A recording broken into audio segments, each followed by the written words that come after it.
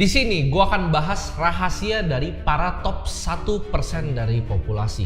Menurut data dari Global Wealth Data Book dari Credit Suisse, jumlah orang yang dinilai kaya sama perbankan di Indonesia itu sangat amat sedikit yang memiliki aset di atas 100 juta dolar. 2% itu punya aset sekitar 1,5 miliar sampai 15 miliar, tapi yang di atas 15 miliar itu hanya 0,1.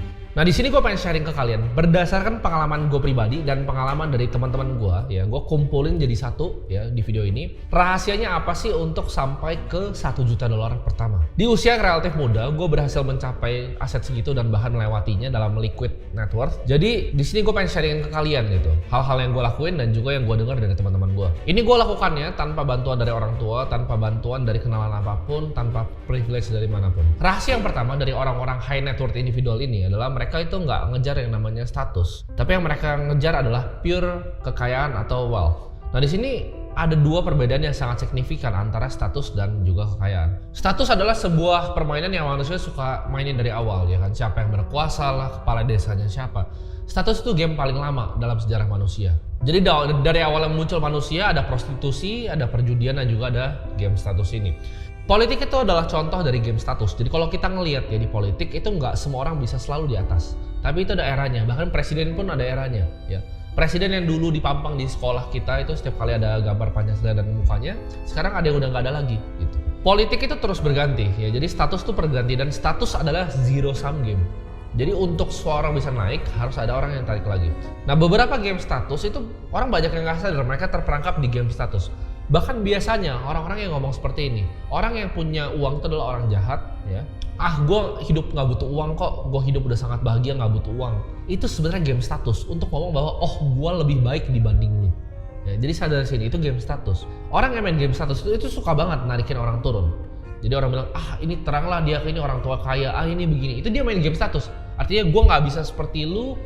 Ya udah gue lebih baik dari lu gitu. Itulah game status. Dan dia akan coba serang semua orang.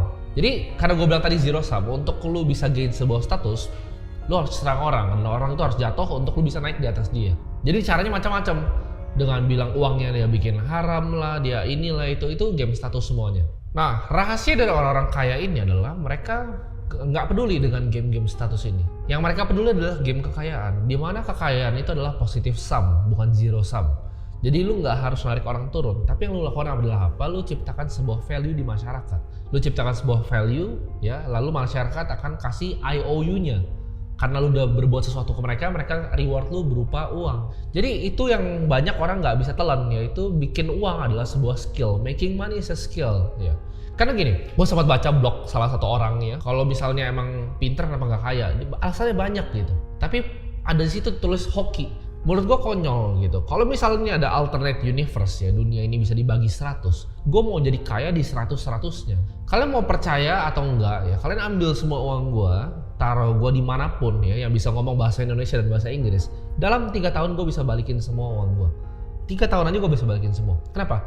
Karena itu adalah sebuah skill set, sebuah mindset yang gue udah punya. Karena lu gak bisa ngambil itu dari gue. Uang gue bisa diambil, ya gue bisa dirampok, uang gue bisa diambil. Tapi lu gak bisa ambil apa?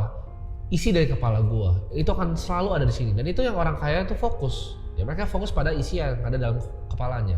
Dan mereka fokus untuk bikin kekayaan, bukan cuma ngejar-ngejar yang namanya status. Cara paling gampangnya gimana untuk nggak main game status ini? Dibanding kalian misalnya nonton video ini dan mulai nyinyir atau ada komentar yang nggak jelas, kenapa kalian nggak pikir gimana caranya gue create value? Gue coba ciptakan konten seperti ini untuk bisa bantu lebih banyak orang. Itulah game kekayaan. Sedangkan yang komen nyinyir itu game status. Dia mau coba jatuhin orang untuk ngeliat dirinya lebih baik. Dan kalau misalnya opini dia nggak benar nih sama masyarakat nih, yang dapat apa? Social prizes. Jadi kalau kalian main game yang bodoh, kalian akan dapat reward yang bodoh juga. Rahasia kedua, ya orang kaya itu tahu persis bahwa input itu tidak sama dengan output. Apa yang kita masukin itu belum tentu apa yang keluar di belakang. Maksudnya apa? Kerja keras itu nggak melulu bilang bahwa ini akan bisa ngasilin uang paling banyak tuh. Ini gua kasih contoh di sini. Kita misalnya buka sebuah usaha ya, kita buka sebuah usaha, jualan sebuah produk. Orang yang kerja keras, dia kan print brosur 10.000 gitu kan, di jalan dia keliling gitu kan. Dari Jakarta, sejabodetabek dia keliling bagi semua brosur. Sama ada satu orang ya, yang cuma pencet tombol di komputernya. Dia ngerti Facebook Ads, dia ngerti retargeting, ditembakin semua di depan muka orang, Insta story-nya sama di Facebook. Satu brosur, kerja keras. Satu cuma pencet-pencet tombol yang mungkin 5-10 menit gitu. Dia siapin kreatifnya, dia siapin semuanya, jahit-jahitannya, lalu dia tembakin, udah keluar waktu mungkin 10-15 menit. Menurut kalian outputnya atau yang keluar hasilnya itu banyakan mana? Bagi browser apa tembak Facebook Ads? Udah jelas jawabannya gitu. Jadi input itu nggak sama dengan output. Nah ini orang kaya tuh pinter banget untuk mikir hal-hal seperti ini. Ini gue kasih contoh ya, input sama dengan output. Kalian seorang lumberjack, itu bahasa Indonesia apa tuh lumberjack itu? Orang yang potong-potong pohon ya, gue nggak tahu bahasa Indonesia. Jadi kalau kalian adalah seorang lumberjack yang pemula, sama kalian lumberjack yang paling jago di dunia, mungkin yang paling jago di dunia bisa potong 3 kali lebih banyak pohonnya. Kalau kalian tuh cuma bisa potong 1. Tapi yang potong paling banyak adalah apa? Orang yang punya mesinnya. Atau orang yang bisa bayar lumberjack ini. Orang yang bisa bayar 100 lumberjack. Itu pohonnya lebih banyak dipotongnya dibanding yang paling jago di dunia. Orang kaya itu paham akan hal ini. Jadi mereka cari apa yang bisa dilakukan sesedikit mungkin untuk menghasilkan output yang sebesar mungkin. Karena mungkin kalian ngerasa, oh nggak adil kok dia bisa begini. Ya itu namanya, dia ngerti inputnya sedikit, outputnya besar. Apalagi udah tahu nih begitu ya, kalian masukin sedikit jadinya besar. Tapi yang kalian masukin tuh besar juga, keluar tuh lebih besar lagi. Gitu. Di sini gue pengen kasih tau kalian, kalau knowledge adalah power, ya. Jadi kalau misalnya kalian bisa jadi misalnya sosok yang jadi dewa atau jadi Tuhan gitu. Kalian tahu misalnya partikel ini bergerak seperti ini, neutron dari sini. Ketika kalian cuma dorong ibaratnya suatu kupu-kupu, kalian bisa tahu apa yang akan terjadi. Kalian tinggal begini dan bumi jadi. Karena punya pengetahuan yang luar biasa, itu namanya knowledge. Dan itu yang maksud gue ke kalian. Kalau kalian bisa melakukan hal yang cuma begini terus jadi sesuatu, ya lakukan gitu. Tapi itu butuh apa? Butuh daya pikir.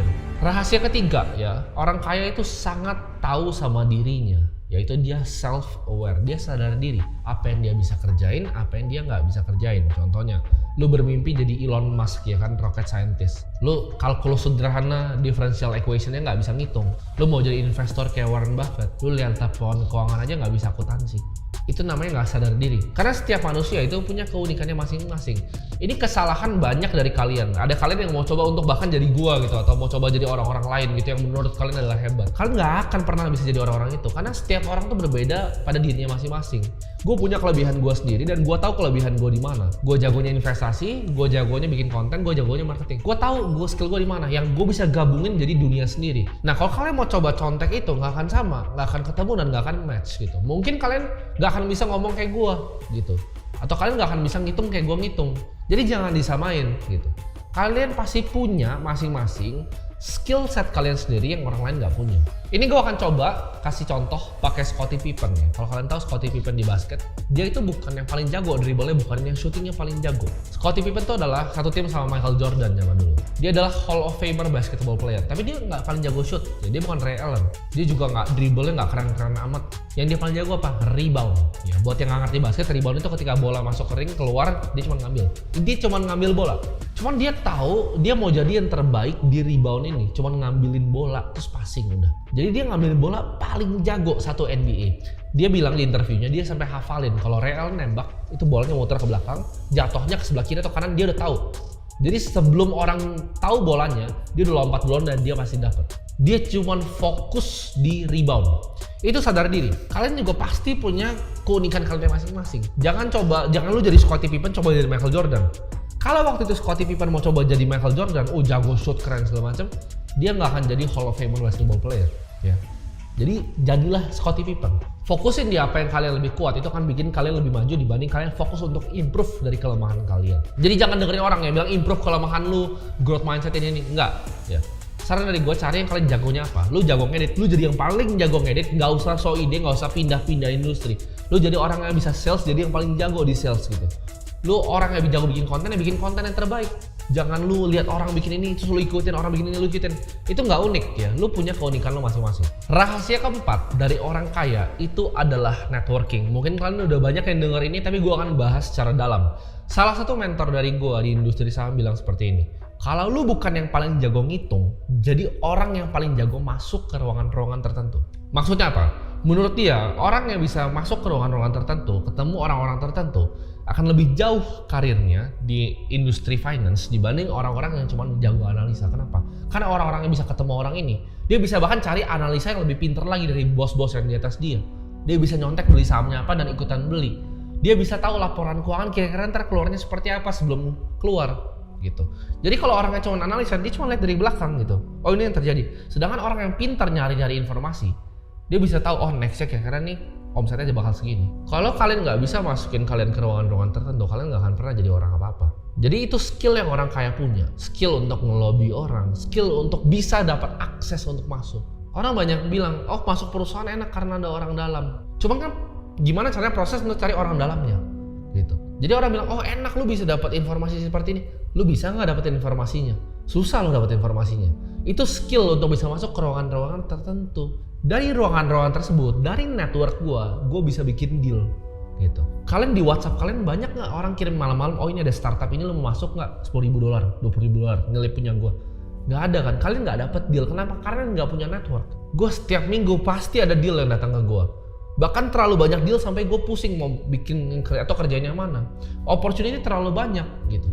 Sedangkan orang-orang kalau kayak kalian, itu kalian dapat apa di WhatsApp kalian? Ya, chat untuk ngopi kah sama teman atau apa?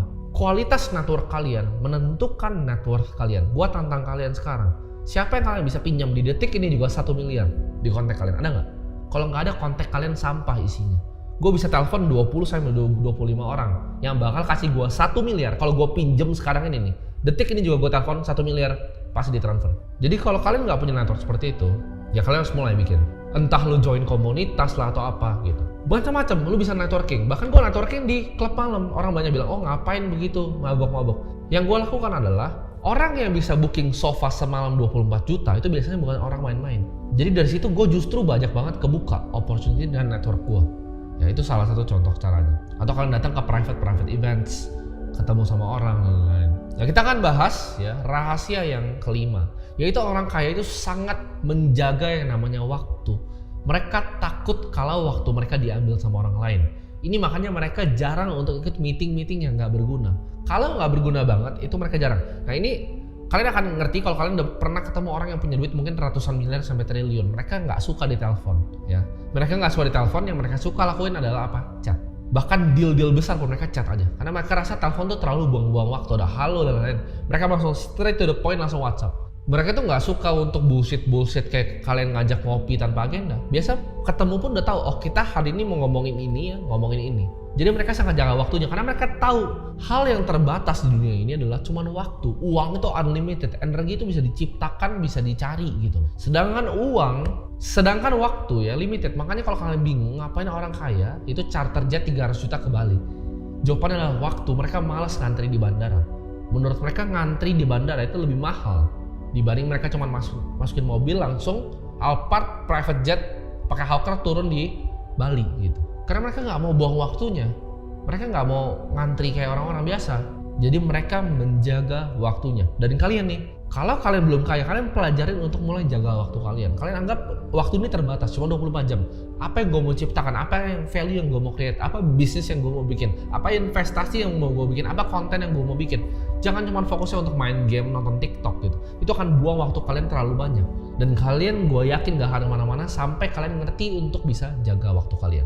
Jadi itu 5 rahasia dari orang kaya. Jadi kalau kalian suka videonya, ntar gue bikin video-video kayak gini lagi.